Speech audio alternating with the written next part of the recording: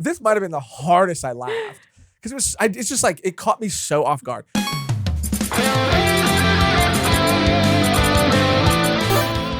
Hello and welcome to another episode of Volume 1, the Anime and Manga podcast, where today we are actually highlighting the first volume of a new series each week.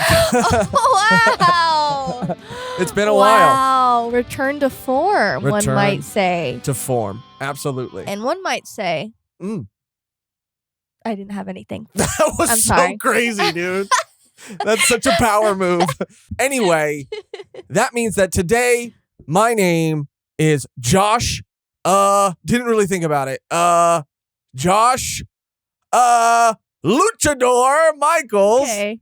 And I am joined by Mehgan, open for business, Perrine. Jesus Christ, dude. It's so suggestive. I mean, the source material Yeah. speaks for itself in a good way. In a good way. And we'll get right into it. We have like a spinning. Yeah.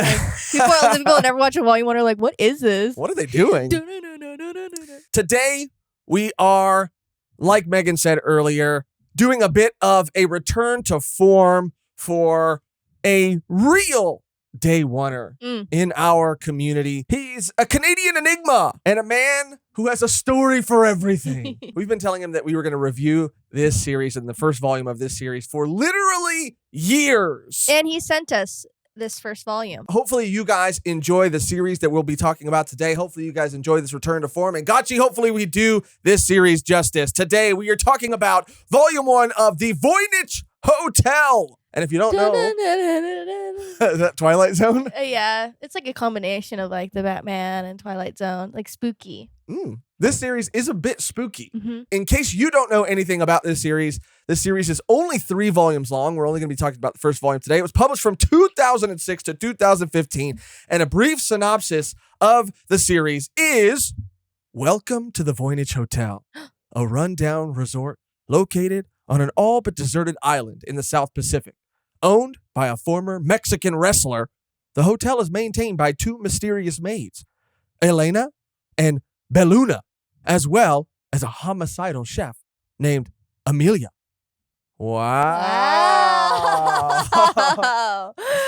So, some initial thoughts before we start going through the series beat by beat. Like we mentioned, this series has been heavily requested by one specific member of our community for a very long time, so expectations for me were kind of high. This volume has been sitting in our studio for so long that every now and then, I'll sneak a peek of either the cover. I think I've even flipped through a couple times. And the art style for me, I just have to say right out of the gate, is so fun. Yeah. It's so cool. Yeah. That's my thoughts entirely. I mean, it is just so fun. It's such a fun, you could feel the fun dripping from the pages. Yeah. It is just so like kooky and fun and meta, but not too heavy-handed. Like it definitely everything doesn't take itself too seriously. Yeah, everything is well balanced, I think. Yeah, and yeah. the art, while the art is fun and definitely a highlight of reading this first volume, overall, what makes this series to me shine is its humor. It is so funny. Mm-hmm.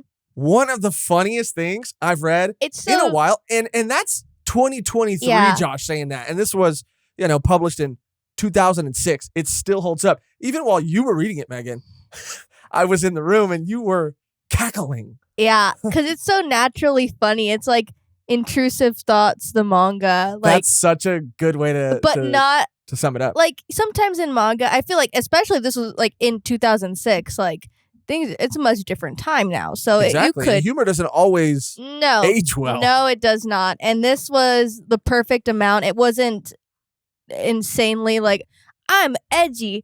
I like edge jokes. Ha ha ha.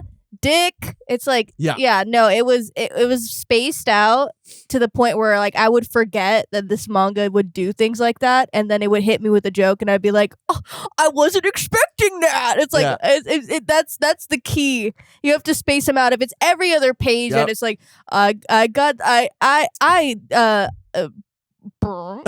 like it's so stupid, and I'm not even entertained anymore. But this had the ultimate mesh of like perfect quote unquote, it's not even that edgy, but like edgy comedy or like gore to keep me like wanting more, reading more. I completely agree. I think you hit the nail on the head. This humor is a bit crass, but not edgy for the sake of being edgy. It's not edgelord humor.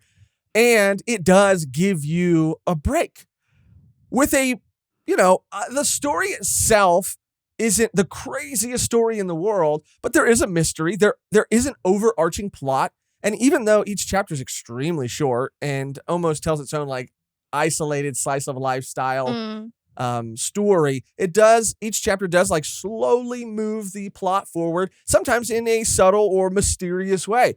I really, really do like the humor. I like the pacing. I like the art and the setting of it being in a hotel. I liked a lot too, because you said it's Intrusive Thoughts, the manga. I would say maybe White Lotus, the manga. Oh, only because it takes place in a hotel and on a resort. But that lends itself to so many possibilities of like new guests coming in, them experiencing the weirdness of the hotel or the place that they're at. Like it really does. It's 3 volumes, and I'm sure the story wraps up. But this could just I feel like this could be a manga that can go on for like it does ever. Kind of feel like that, yeah. Yeah, because it is like that gag, slice of life at times. There is like a plot, but I feel like it could just like go on forever. That makes me like kind a of respect. Nichijou or something. Yeah, that makes me kind of respect that it ended in 3 volumes. There was a story that they wanted to tell, and they told it.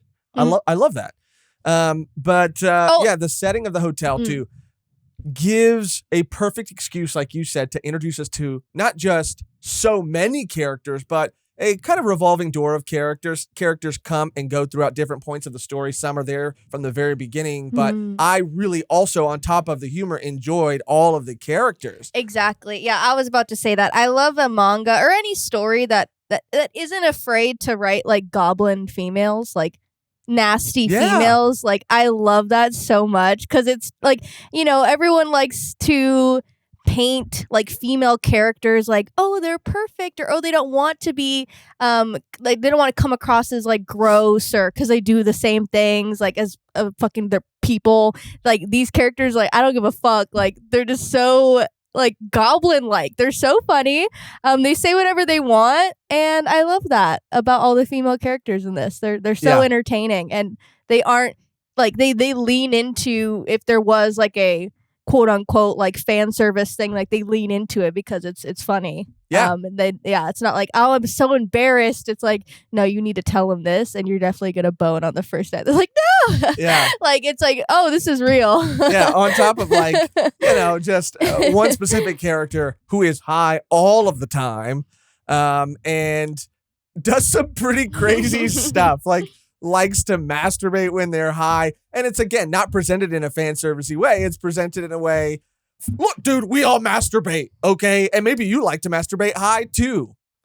But starting off attacking the audience.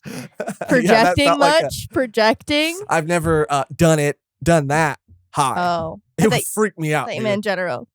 Yeah, also in general, I don't do that. I don't condone that devil. I don't do that. But it's just, it's very real. Like you said, it's not depicting any of its characters in a way that, sometimes you see other series do by making the female characters cutesy, or the main characters sort of what he's drooling over, I guess, the entire time. Yeah. They're very real. They're very human, and they do wild things. All of the characters do very wild things. I love it. I love it so much. I just want to run through real quick while we're on the topic of characters, some of the characters you're going to meet, and I'm going to break it down. We don't have to talk about them all very long, because we're going to go through everything. But just because we're talking about the setting being a hotel, some of the characters that you're going to meet in just the first volume, I'm sure you're going to meet so many more, is the maids, obviously, the main character, who we will talk more about in a bit. The manager, Snark, which is a serial killer that's kind of on the loose. Yeah. Because also, it's not just a hotel. It's on an island. The hotel's on an island that is pretty much abandoned. There's not much on this island. I guess it was supposed to be a tourist destination, but there was a war and invasion, and people have kind of abandoned it. There's not Mhm. really a lot of people there. You will meet a group of kids. These kids were funny, but every time it cut to the kids, I was like, these other characters are so much more fun than these damn kids. Yeah, get these kids out of here. These damn I'm sure kids outta here. well, at the end of volume 1, they kind of set them up Right, like to they're be gonna- more integrated into this, Right. like to the story. Like before, they were just kind of like side characters, but now they have a reason to be involved, Right. which is cool. But yeah, I would agree. The first volume alone, but the kids, yeah, the rascals, The rascals. the little the rascals. Rugrats. Yeah. Yeah. You're going to meet some detectives.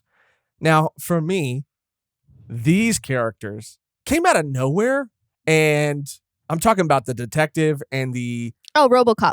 android, Mhm, who is not a robot.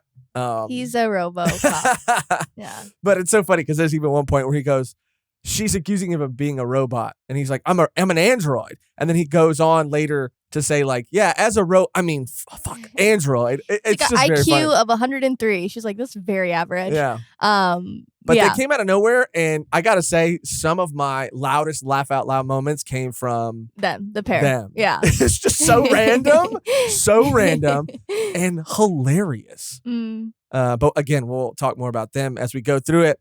We have a mangaka staying there. He's a bit of a weirdo. You know, He's a bit of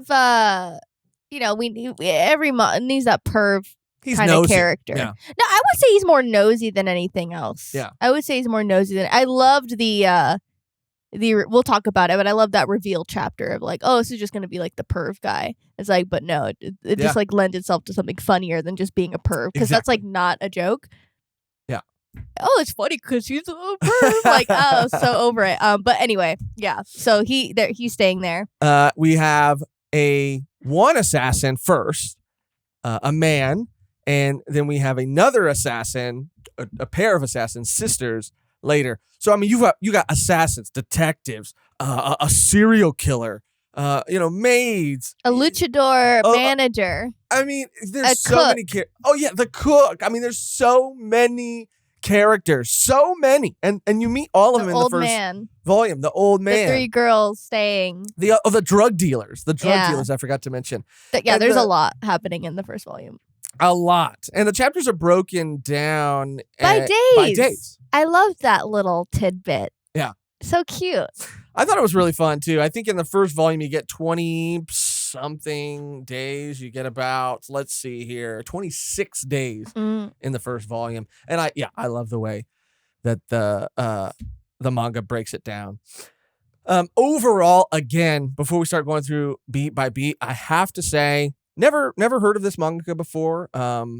Doman Simon, probably said that really wrong, but their knack for comedy and character, because when you have so many characters, sometimes it's hard to differentiate between the two or the group or two specific characters or any amount of characters. Or also, I think that certain characters can get lost in the sauce with so many other characters to compete with. But all these characters, I got excited for different reasons when they all came on page, when there was a chapter about one specific, I mean, really only the kids, and they're not bad, but anytime there was a chapter with the kids, I wanted to see somebody else.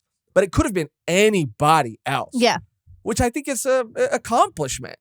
And the humor, again, like we've said, and we will say many times, I haven't laughed out loud this much in a very long time. And that's, again, in 2023. The humor holds up, and was just really, really refreshing and fun. But before we go beat by beat, Mehgan, any other general thoughts that you have about this series? No, I would, yeah, exactly what you said. I am obsessed with, obviously girls in maid costumes, Right. being cute. But I also love spooky stuff and mystery and murder. So this, Murder! so this was a good mesh of all of those things together, and the mystery and the spookiness I really enjoyed. So yeah, again, like you said, if you're looking for a fun read, something you can get done within like a day of just reading 3 volumes. It's definitely worth your time, and it is a treat. And I guarantee it'll make you laugh. I guarantee it'll make you laugh. Yeah. At least a couple times. Yeah. It made me laugh more than that. I thought you were going to say once. I was like, there's a couple times I was dying. But that's going to do it for our general thoughts. Now let's kind of dive in and talk more about the story, kind of walk through the chapters, walk through the first volume. It starts with us meeting our main character, which we haven't really talked a whole lot about yet because he is sort of the vehicle for all of these other crazy characters. There's a mystery surrounding him too. Yeah, we get more information the later we obviously get into the volume. Because at first you just think, yeah, he's just like a average typical Joe, staying at this hotel. But there's more that meets the eye. Ah, I see what you did there. Yeah. Yeah. I thought when we first met this character that he was a little dry, but then as it goes on, he becomes more and more interesting as more is revealed about him. But he comes to this hotel. He is staying for a very long time. He's wearing a shirt and a tie, and he's very tired. He passes out. He kind of sees his dead grandmother, and she talks to him for a little bit, so we know that. She's every interaction with her, the jokes are so funny. Yeah, it was hilarious. She's so funny. She's like, he's like, oh, something's wrong with my foot. And she's like, I think it's Stockholm syndrome. And he's like, I don't think that's right. And she's like, that's the only syndrome I know. I only know 2, so it has to be one of those. Yeah, I like the idea of your grandma coming back to talk to you like your grandma. Like, not like she's gone to the afterlife and gained all this wisdom. She's still your grandma. She's still like died very old, and her brain is not what it used to be. Well, she's also just like, I don't know. Yeah, she's saying just like nonsense, and you're like, okay, this is not helpful at all. But yeah, and he comes to and is with the other maid. Yeah, he's greeted by one of the maids. He wakes up in her lap, basically. Yeah. And they change him. I think he even meets the manager. The manager is a guy in a luchador mask. At first, it doesn't look like a luchador mask. At first, it looks like a devil mask that's stitched together. But I love that, dude. I love that. A luchador in a manga? Yes. We got Chad and we got the manager of Voynich Hotel. That's all we got.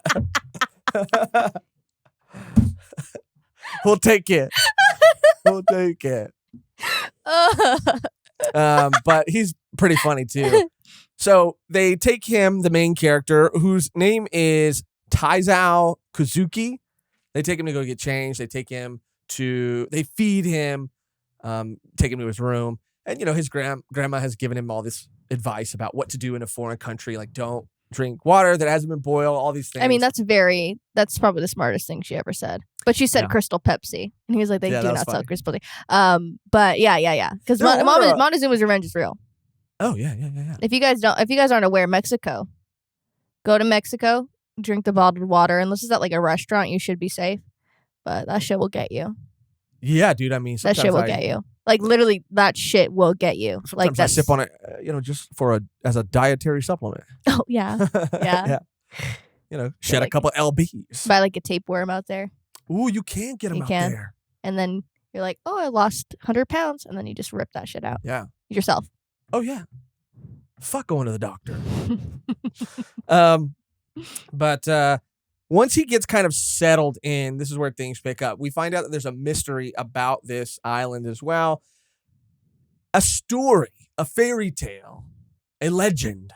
There's these 3 witches that were residents of this island. And they kept it safe. They protected it with their magic, their power.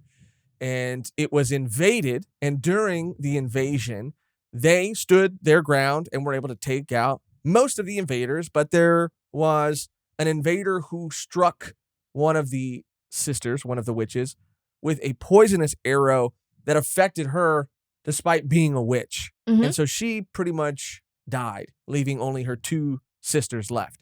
But they got wrecked too eventually. Yeah, one of them got beheaded and the other one got an arrow to the eye.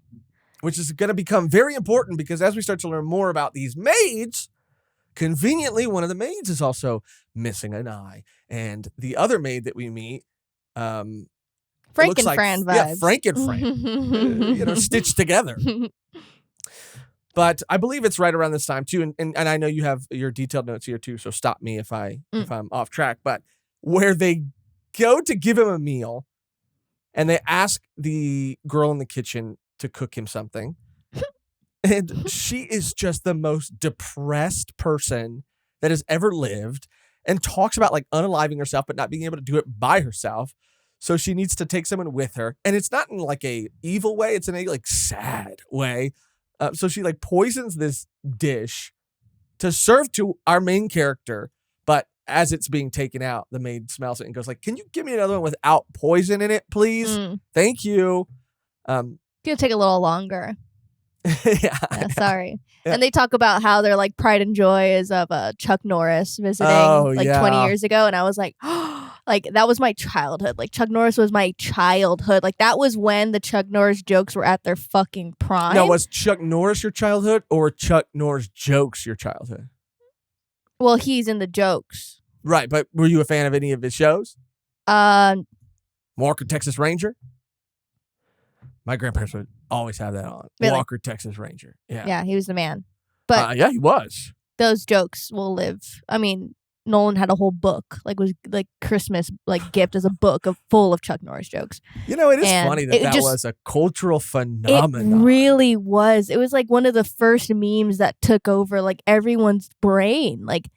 I was deep in it. It's kind of, because you could trace back the genesis of memes, and I think that would be, in the timeline, towards the beginning of the timeline. That was, they existed and were okay because they were making him larger than life. They weren't at his expense. They were making him cooler. Yeah. But they're like books were being published. It was just it was out of control. It overtook everybody. It was out of control. It was out of control. Like everybody had like a Yo Mama joke and a Chuck Norris joke. Like what? No, there was a time where Chuck Norris joke stocks were higher than Yo Mama jokes. Oh yeah. Because then, at that time, that was the cooler joke to have. Exactly. Everyone's like, we heard of Yo Mama. Yo Mama's a dead meme. Your mama is Your Mama's generation meme. Yeah. Yo Mama would try to tell a Yo Mama joke. Yeah. Goofy ass. Mm-hmm. yeah. I don't know. But yeah, Chuck Norris, that really brightened my day. I was like, haven't heard that name in years. Yeah, it has been kind of a while. But we see, a lot of stuff happening on this island, and we're going to kind of go through it as fast as possible. But there's a drug deal happening in a Ferris wheel at a theme park that we find out later is like a Sanrio knockoff theme park. And I think the Sanrio knockoff character is called... It's called Guilty Chan. Guilty Chan. Yeah, but we find out that it looks like a Hello Kitty. But we find out that it's like a Hello Kitty with like a worm coming out of Hello Kitty's eye. And they talk about Hello Kitty like, oh, Hello Kitty, the Guilty Chan. Like, why do people like her so much? She's just a cat. He's like, no, Guilty Chan's the worm. Yeah. It's like, who's the cat then? Like, oh, just the nameless host. Yeah. So funny. Yeah. That again, I don't know, because this art style is, I feel like, inspired by Western animation or Western cartoons. It's very cartoony. Yeah, I think that the mangaka really enjoys, I don't know, you might know their name, like Hellboy, the artist of Hellboy. Oh, Mike Mignola? Mm-hmm. He really likes his art style. That's awesome. Mignola has really awesome art. It's so different, so blocky, like a very heavy ink style, but I love Mignola. The shading, the shadows, like how he is able to draw lighting. That makes sense. That tracks. That's cool. He's got good taste. Well, because I would think the mixture of humans and creepy things, Hellboy really meshes those together. So this is I could see it. I also feel and this is a compliment because it would have been me if I was in high school. I feel like this is every Hot Topic kids. Stop coming at me right now, because literally I was thinking that while I was reading. I was like, I would have loved this in middle school. I would have gone goo goo gaga bitch. I wasn't reading manga in middle school. I had 2 manga. One was Vampire Kisses, which is based off a book, but it's made into a manga. And then I had another one that my friend's mom from church bought me, and she got in trouble for buying it for us because she didn't look at what was inside it. And it was Zombie Loan. It was Zombie Loan Volume 1. And there's like kind of like a lesbian like scene, like a kind of like a really like heavy like scene in there, and I was gifted that from a church lady. I mean, she didn't know.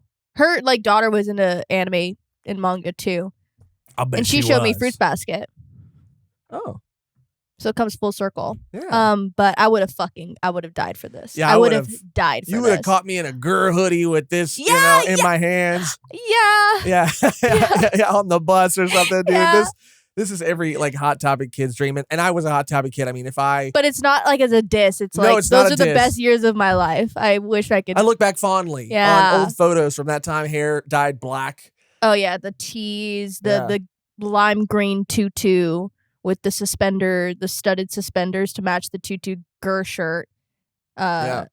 Converse. For me, it was like a band tee, like an emo band, like AFI or My Chem, My Chemical Romance. We call it My Chem, dude.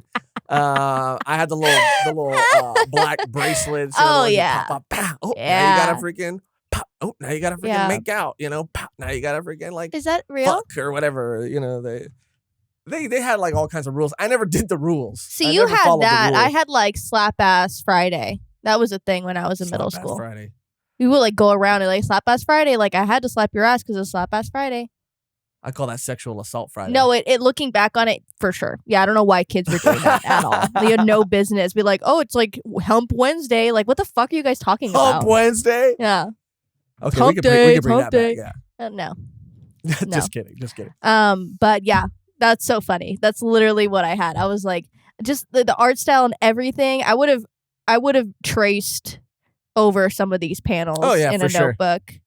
For sure. Like all day. But we see these, we got off track. But it's just the Sanrio, character, knockoff character. It just reminded me of that again. But there's these two guys. They all have character. Even these side characters who, spoiler, are going to get killed off very quickly.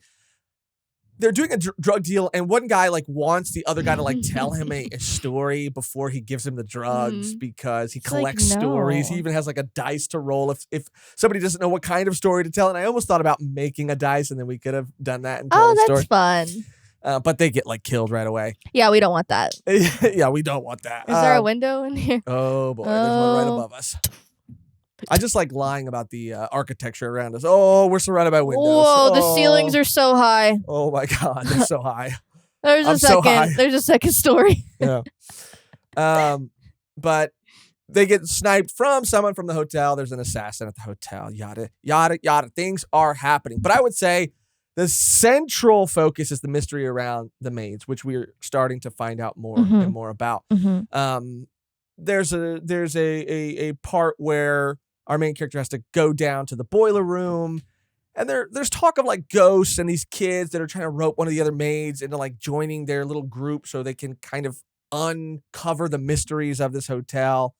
And when they're in the boiler room, they talk about like making sure the flame doesn't go out because there's no one alive to like stoke the flame if it ever went out. Right. So I'm checking out after that. Yeah. I'm checking out. So it's like an old building. And during all of this, the main maid, her eye falls out. Right. He accidentally, he thinks he hears a ghost. Something happens. She trips. Her eye comes out. Remember? One of the witches? Remember? She was missing an eye or she got an arrow in the eye. Remember? Yeah. Yeah. This causes the hot water to go out. So now everybody's pissed. Everybody's coming out of their room. There's also a scene where we know that there's a serial killer apparently on the loose because the mangaka was procrastinating and supposed to be doing his pages, but was eavesdropping on another conversation happening in a different room. It's a lot. But when the hot water goes out, that's when more people start getting upset coming out of their room. We meet the drug dealer girls, who are this group of 3 girls, one of which is high all the time. She kind of reminded me of like a way more crass version of the girl from Bochi, the guitar player that's always like drunk. She's a bass player. She's always drunk. And she's just kind of like sloppy like that. They kind of reminded me of the same. She was wild, dude. She was wild. She was funny. She had, I would say... She had a drive, dude. She had a drive. She was hornier than I am, dude. I'll tell you that much right now. She's the horniest person I've ever seen. I mean, she really was. It's like self-report. Like, you don't have to do that. How did I self-report? She's hornier than I am. We're all a little bit horny. Everybody gets. You said I've never seen what? a character as horny as I am. Oh, is that what I said? Yeah, you blacked it out already? Oh, wow. Too much glue. Oh, wow. Too much craft glue. But she was hilarious. Yeah, she was off the Zaza, like, pretty heavy. Yeah, she was. And I don't know what is in this Zaza. They kind of allude to, like, it's mixed with other stuff.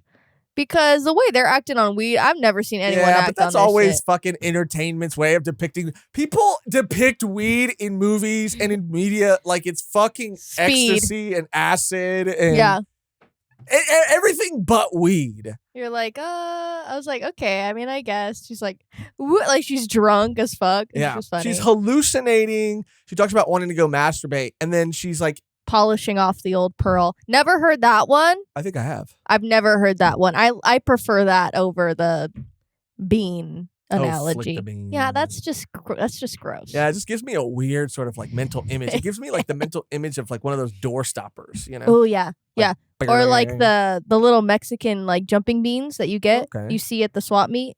Yeah. There's like pop, pop. That's what you think of when you hear that? Interesting. I think we learned a little bit about Mehgan today. But yeah, she's having this like fantasy, and I was a little confused at first because I thought I thought her fantasy was that she was imagining that she was an undercover agent. Oh no, that was real. But it ends up being real that she's an undercover agent, but she started, dipping her toe. She started, what do they call it when you start sampling the goods? Sampling the goods. Yeah. Or like they say it. They say like, don't, you can't take the. Something about the stash. You can't take from your own stash. You can't shit where you eat. Right. Basically. Something like that. Yeah. And she's, like you said, she's gone off the Zaza, but it's real. It's real. She really is an undercover agent. And we don't really get back to that until like the end of this volume. And even, again, it took me a while to kind of like figure out if that was real or not. Yeah, because I mean, it brings it back to a joke where she's talking about professors or scholars, or like she's like, oh, do they have big diplomas? Like wink, wink. Yeah. And then at the end of the two agents' conversations, probably like, oh yeah, I got a girl on the inside, and they're like, and yeah, scholars definitely have like big dicks. And he's like, really? And I was like, what is this? But is it's this so real or fake? Yeah, because she's the one who said it. Yeah, it's funny because they're using this euphemism, I guess, by saying big diplomas the whole time, being very subtle about it, and at the very end, he's like. Hey man, you think guys with diplomas have big dicks? Like they just say it out loud. Yeah. It's just like very funny. The structure of the joke is like it's very funny. It works. But let's see. After that, and I'm trying to speed because there's a lot of little scenes and stuff. They gotta go fix the boiler room. They gotta go get this guy who lives in a gold mine, an abandoned gold mine, and he's kind of like an eccentric. Yeah. Like standalone guy, and everyone smokes weed on the island too. Oh yeah, dude, not much to do. But one of the girls, the drug dealer girls, goes with our main character who volunteers to go because he's the one who feels responsible and kind of is responsible, I guess, for shutting off the burner. And she wants has to a fuck crush. him. Yeah, not even a crush. She's just I want to just fuck him. Yeah. That's why I was like, these girls are so funny. Like, just what I think she's just like, let's see what we can get here before we have to leave. Yeah, it was just really funny. So they go. They meet the guy in the gold mine. They learn more about the legend. Yada yada yada. The kids, I've already talked about them recruiting the other maid. It all kind of escalates, right, slowly, and leads into a budding romance, I guess, at a certain point between our main character and one of the maids, who we find out about our main character. At least we find out around this time that he is ex-Yakuza because there was another guy who came out of his room. He sent him back in his room. He's ex-Yakuza. And he's tatted up, and he's kind of scary, but he wasn't a like gang member. He worked for the Yakuza in the sense that he like did like accounting for. Yeah, he was basically. like a treasurer. Yeah. He didn't do anything. But honestly, I don't know how true that is. Yeah, same. Yeah, because I feel like he said like, "Oh, Yakuza are trash." Like I feel like he did something bad, or he has done stuff bad. I don't know. I don't necessarily completely believe that. No, he's for sure done stuff bad because, like we said, his grandmother died. Yeah. We also find out that there's another person who keeps popping up in his dreams. Apparently, the hotel makes you see the dead or dream of the dead, or makes you be visited by the dead. I don't know. It's kind of vague. But there's another guy who's a younger guy, but older than him, tougher than him, stronger than him. But he also is dead, and there seems to be some sort of brotherly relationship. I think that's his between actual them. brother. Might be his actual brother. I think. So I could something be wrong. happened, and he feels responsible for his brother or this brotherly figure's death. So yeah, I think he did do something. He caused a little ruckus, something to happen. Yeah. Anyway, budding romance, right, between one of the maids and him. He wants to go get her a new glass eye because her glass eye fell and broke. There's also a whole sort of chapter where they're having like a mixer. Oh my God. That bit took me the fuck out. That's when I was dead. Like, this guy who is the assassin at the hotel, he plans a mixer with the 3 drug dealer girls and the mangaka. And they're like, oh, where's, what's his name? The Yakuza. He's like, oh, he'll be here, soon. He's doing something. He's caught up in something. And he's like, oh, I like that girl. The mangaka's talking to the assassin. I like that girl. Like, who are you like kind of gunning for? And he's like, oh, no, I'm gay. Yeah. And I was like, it was so perfect. The timing of it was hilarious. Yeah. Like, I loved that joke And so much. Like, I'm loved it waiting for too. him to get back to make my decision between both of you guys. Yeah. Oh, so good. And it was so funny because it wasn't a joke. Like, it was funny because, the mangaka's perception was that they were all on the hunt and on the prowl. Yes. But That's what I mean. It wasn't like something that was just thrown in for that moment. Like, it comes up again and again and again throughout. Like, it's true to that person's character, which I liked a lot. It wasn't like a gag. No, in but that just moment. the set up to that of Because I'm like, thinking 2006. It could go either way. yeah. I just, amazing. Yeah. Amazing. Like, why would you be under the impression that I'm here to see the girls? Like, you're just going to assume that about me? It was amazing. That took me out too. That was so funny. He ends up like leaving. They end up going into the maid's room. It's dirty. Where both the maids live. They live together. Yeah. And the room is very dirty, very nasty. And the smaller maid, who our main character is developing feelings for, is like a gamer who's like also kind of yadded as well. I think that's when he starts. I mean, slowly, it's a slow build. And not that their romance is like a huge part of it, but no. It does kind of happen. He goes like, point. Oh, she's probably not a middle schooler since she has like tattoos. Tattoos, yeah. Yeah. But she is like so great. Very small. Good for that. Yeah. It's like that was a close one. Yeah. But long story short, for the sake of time, he ends up wanting to surprise her by getting her a new eye. And we see this briefcase full of money. Like, he's a sussy guy. Like, he's something. Yeah. And I love how it's just kind of like naturally unfolding. And there's still like all the answers are not answered. Or the questions are not answered. I was like, dang, okay. Yeah. Because he's on the run. We know that. Because the other 2 guys he got into a fight with earlier on, he got into a fight with these 2 also Yakuza guys. And they go, oh, you've been missing. You came all the way out here. Yep. This is where you've been. Okay, you're on the run. We'll see you later. And then no one ever heard from them again. So he either took them out. It's implied that the maids did it. Yeah. But he could have done it. But yes, he is on the run. And because he's on the run, we already talked about the one assassin. Now there are 2 more, these sisters, an older sister and a younger sister. Soul Eater vibes. Yes. Cheeky Soul Eater vibes. Yes. They're very funny, and they're there to presumably take him out. I don't think got that like confirmed, but I'm sure. And mind you, there's still, like I said, a serial killer on the loose because murders are happening all around, and that's where the 2 detective characters come in. The android, and the other one. And there's a scene, dude. Okay, when he gets introduced, I have to talk about this because this was a highlight for me, just like this character in general. He's so fucking weird. So there's 2 human characters, 2 human detectives, and they're coming in to see this like murder in this room. And they like the head investigator, like their chief, is vomiting. The other detective is vomiting. Like, everybody's like losing their shit. So he pulls the other inspector and pairs her, the other detective, with this robot. He's like, I'm gonna pair you with a new junior detective. You know, the higher ups are trying to get rid of. I mean, they're trying to get some R&D on him. And so this robot comes in, and she's like, okay, well, I guess it'll be better because he's not gonna fucking like throw up everywhere. And he comes in and he just starts vomiting everywhere, which was so funny. It's just like his like what he adds to the story is just so bonkers and bizarre. Like there's another part where he like basically pulls out his dick, like shows her that he has a dick. And I like that it's not like, she's not having it. It's a situation where it's like, what the fuck is wrong with you? Like, you're fucking weird. You're a sicko weirdo freak, dude. And I don't know, dude, he's just so dumb.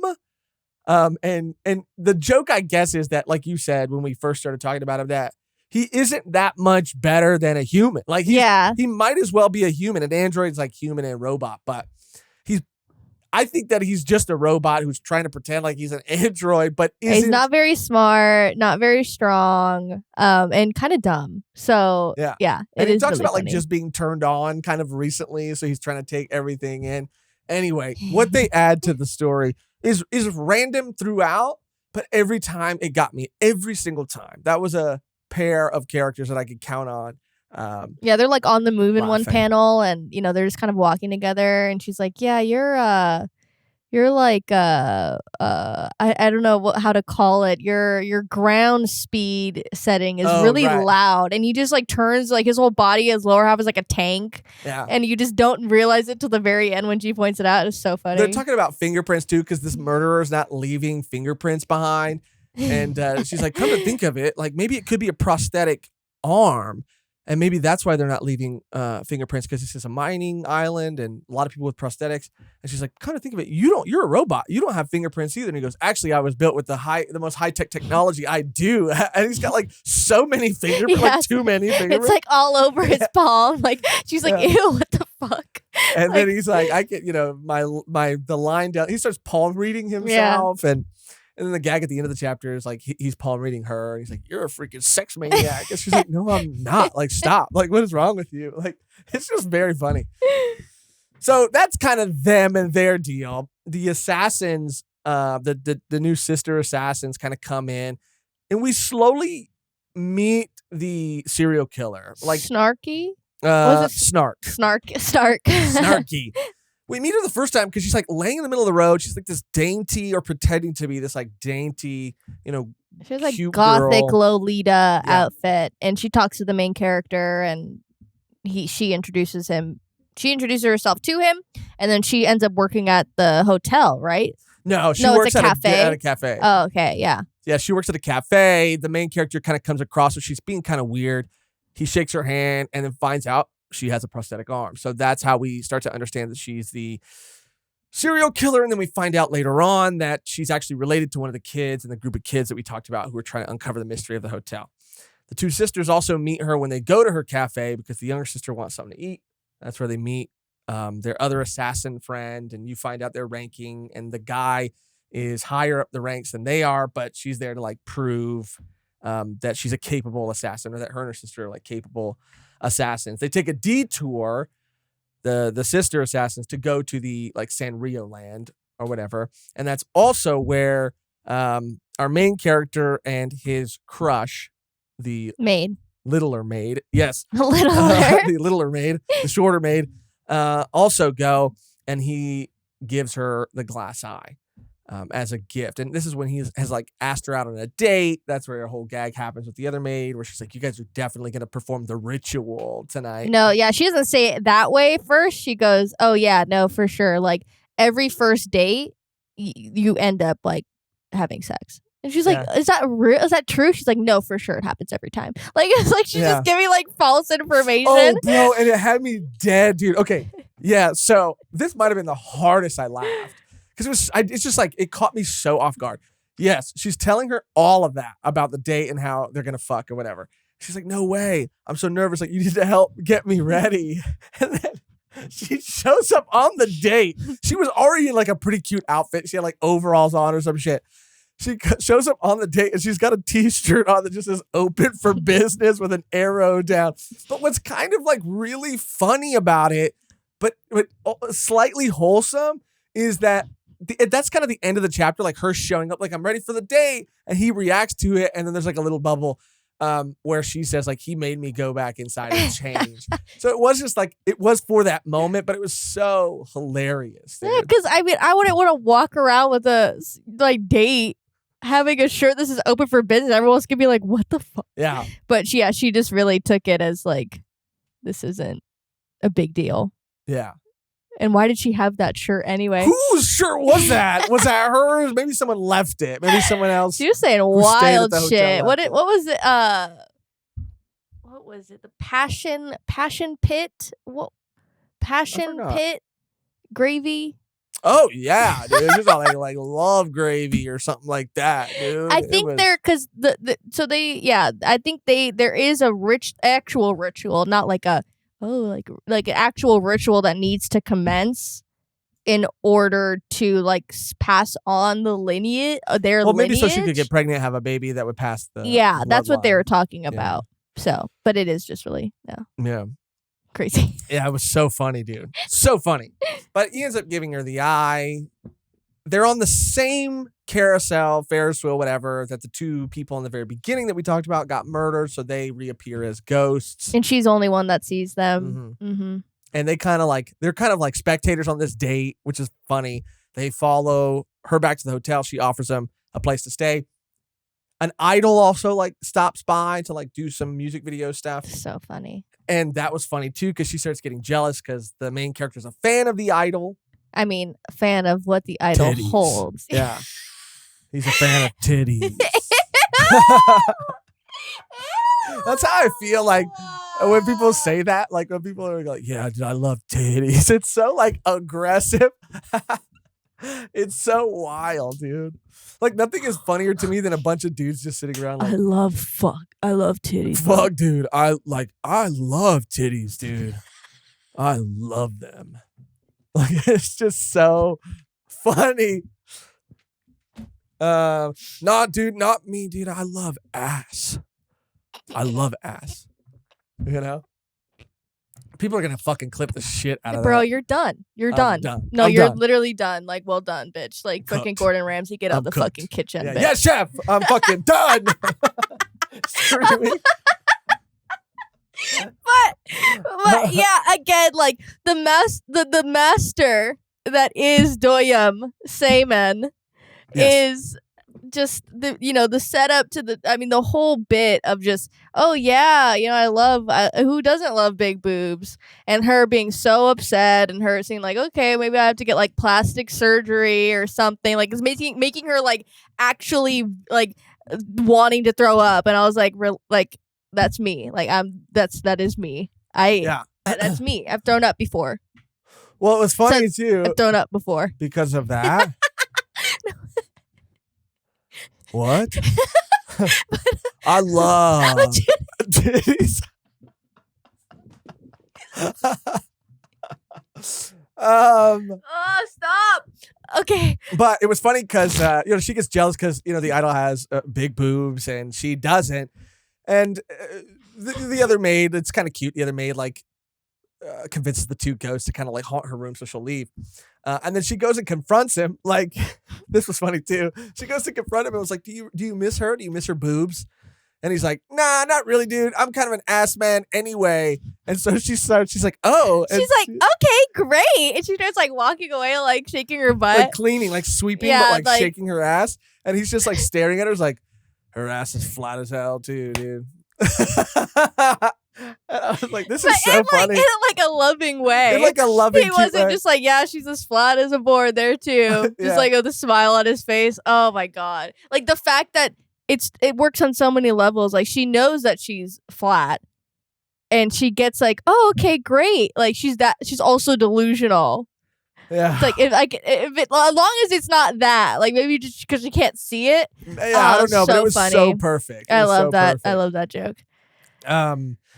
I think there's so many gags throughout. We've kind of like gone through them very quickly, highlighted certain ones, but it all kind of comes to an end. The volume comes to an end. I mean, there's a shootout with the drug dealers too, because the assassin, the guy, gets reassigned to the drug dealers. There's a lot that happens. That's kind of a sad moment there too. But kind of funny at the same time and kind of sweet at the same time. Yeah. And the girls end up like getting in a shootout with him. But where it really all kind of comes to an end is when the kids convince the maid, the other Franken maid, to help them go into the boiler room, where it's said that, and we start to find out that the hotel was built on the grave of the sister who died. The poisoned one. The poisoned one, like her grave. So they go in there. There's like a kid they call the professor. There's another kid who like nicknamed herself Sexy. Oh my God. I was dying at those bits. I was dying because it's so funny. It's so like, it captures like, I don't know. Someone reading that might be like, this is fucking weird. Like, why is Manga like talking? Like, why is this like having this little girl say all this shit? And I was like, because like I believe that, like her like thinking that she's sexy. Gave me Oscar vibes. Yeah, thinking that she's like sexy. She's like, girl, you're 10 years old. Like she's trying to just like be this thing that no one else in the group finds her, because they're not even thinking about that shit yet, because they're literal like boys, like little boys. I just found it so funny. I mean, at one time, she's like, oh yeah, like if the man I loved, like I would drink his pee. Yeah. And the guy's like, you're okay. Now you're going to skanky country. You're going from sexy, what you think it is, to skanky. And it's so funny the difference between. He's like, you're going a little too far now. We let it slide most of the time, but now we need to bring you back because that's not okay. So dude, hilarious. It was really funny, and I think I mentioned it too, but just in case I didn't, one of the kids in that group is a sister of the killer. And she's like a little girl with a bunny mask, and there's a story which also is kind of mysterious. Like, we don't know why she's wearing a bunny mask, but we hear her sister, the serial killer, say that something traumatic happened. She couldn't like talk or be normal around other people, but then she started wearing that mask and she can now. So that was kind of interesting. Anyway, little aside. But where it all kind of comes to an end is those kids end up getting into the boiler room and finding the grave. The witch's grave. The witch's grave. Really hocus pocus vibes. Oh yeah. This is spooky. Bro, and then you think this fucking shit can't get any crazier, can't get any more wild. So the ghost like appears, the final witch, and we don't know if she's a ghost.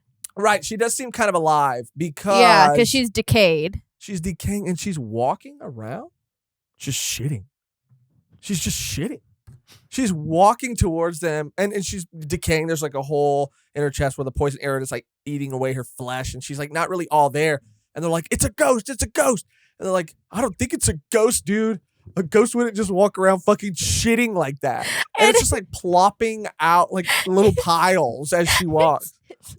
It's funny because all throughout the volume, that's an ongoing joke. Yeah, we get the maid, one of the blonde maid, Franken maid. She keeps getting a call, and her ringtone is like, "Stop shitting!" Like, why are you shitting? And people are like, "You need to change your fucking ringtone." Yeah, because it's someone like shitting, and it's like her. Yeah. And so now there's another ongoing joke too. Which, funny enough, I didn't even tie that together. But you're absolutely right. I mean, clearly that's what that is. I just didn't connect those dots. And I'm sure they're in contact. Like, I'm sure she's getting calls from her, maybe. Right.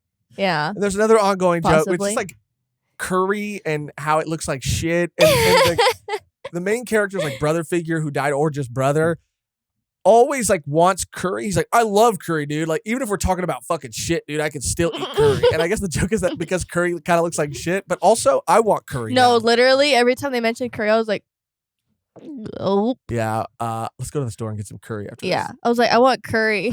Yeah. Even if it looks like shit, dude, I'll fucking eat it, dude. I love it. I love titties. I love titties and I love curry. I'm a simple man. I'm a simple man.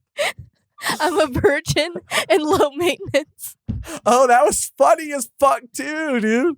there's so many little like gags, so many little There's like no way lines. we could get through it And I all. really do apologize. You know, we don't want these episodes to go on for forever, but I really wanted to just go through it and highlight and just briefly touch on like everything you can expect. But there's still so much more you can expect in this first volume. And then again, you have 2 more after this. But I do want to say, to put a nice bow on everything, is that the kids find the witch, a corpse, maybe still alive. I don't know. We don't know yet.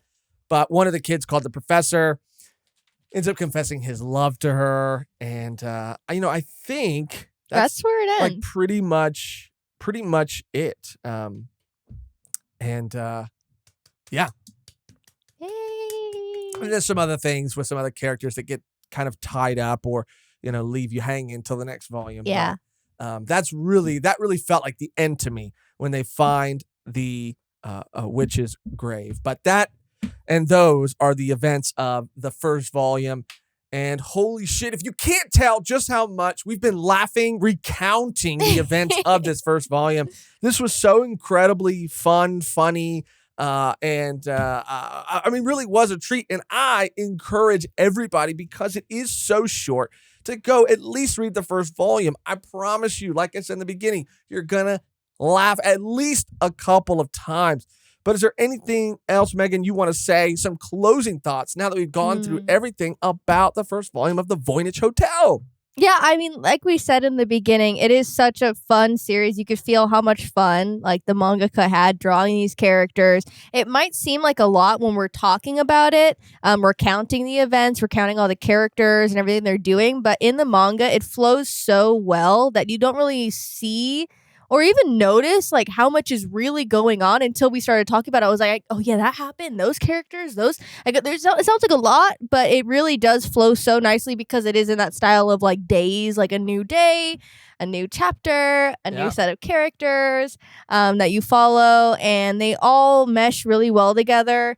And yeah, I mean, if you're a fan of like goblin female characters, this is like chock full of them. This is such a treat. And yeah, I had a great time. This would be an amazing adaptation if they ever did it. It is really funny. Like the comedy does land. I would say that there were a couple of like inside baseball like jokes that like people from Japan would probably get better than we do with like brands and other things like that, or like wordplay, but it was not heavy-handed at all. Like I could the comedy was universal for the most part.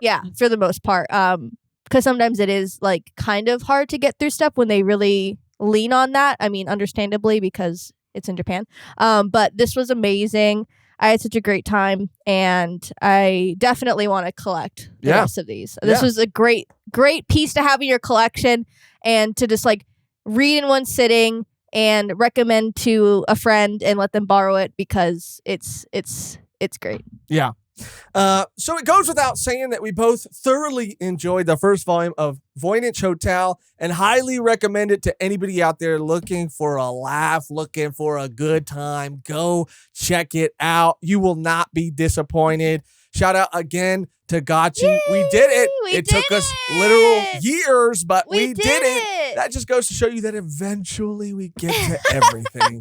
It might take us forever, but we will. So again, shout out Gachi for, being a day oneer, for, all of your support, and to everybody who has rocked with us, who is here right now at this point in the episode, in the video. Thank you guys for being a part of our community, for supporting us by sticking around. You guys are absolutely amazing. And if you're a newcomer, we both really encourage you to subscribe, especially if you like these kind of videos. The volume 1 type of videos that we do don't usually get as many views as some of the other things that we do get. So engagement, dude. All the thumbs up, dude. All the thumbs up. Subscribe dude. if you're not subscribed.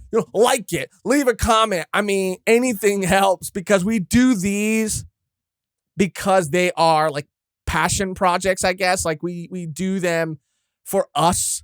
because the algorithm don't really like them. Don't really like them. So if you like them and you're not subscribed, subscribe. Like I said, hit the like button, leave a comment, all of that stuff. Helps us out and means so much to us. Before we go, we also have to shout out our wonderful and amazing, beautiful Patreon and YouTube members. Thank you to all of our Patreon and YouTube members. We appreciate your support. It means so fucking much to us. We couldn't do all the things that we do without you, but we have to give a special shout out to our V1P members. So without further ado, a special thank you to Tyler the Nerdy Bassist, Roland V. Dub, Black Sun Series, Quattro. Yay! Miguel, Pierce O'Connor, Dwombo, Jaquan Gold, Tyler Wallace, David Pollen, Manny, Paladin Berserker Jedi, Shane, David Ramirez, Rexy Dorado, Rokuma, Dallas Visagi, Goodman, Mr. Stealing Your Waifu, Loaf, Cameron, I Miss the Baka Boys, Austin, and of course, Gokchi, Thaddeus, Thundercock. Like we said, thank you to all of our Patreon and YouTube members. Your support means the world to us. If you would like to become a Patreon or YouTube member, get early access to all of our episodes, get uncut, unedited, extended cuts of all of our anime reactions, and access to our exclusive audio and video bonus podcast, Volume 1 Extra, then all you have to do is to become a Patreon member is go to patreon.com/volume1pod, or to become a YouTube member, click join somewhere next to the subscribe button on this video, patreon.com/volume1pod, or click join somewhere next to the subscribe button on this video. But if you're at a point in place in your life where you cannot financially support, please do not feel bad, because there are so many other things that you could do for absolutely free that do mean and help just as much, which Mehgan will tell you all about right now. Yes.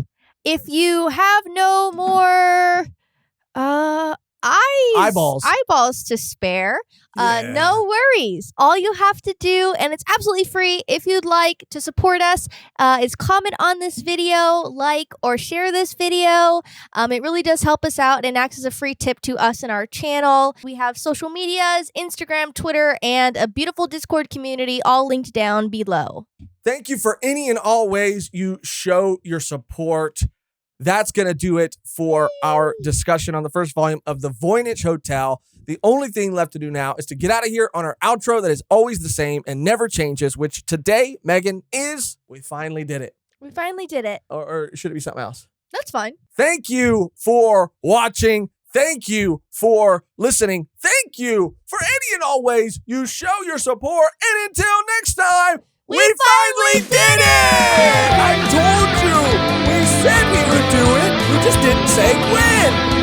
It's been years, but here we are. I love titties. And I actually really did love this. This was really good. This was a lot of fun. No, I actually really do. No, I actually really do love titties too.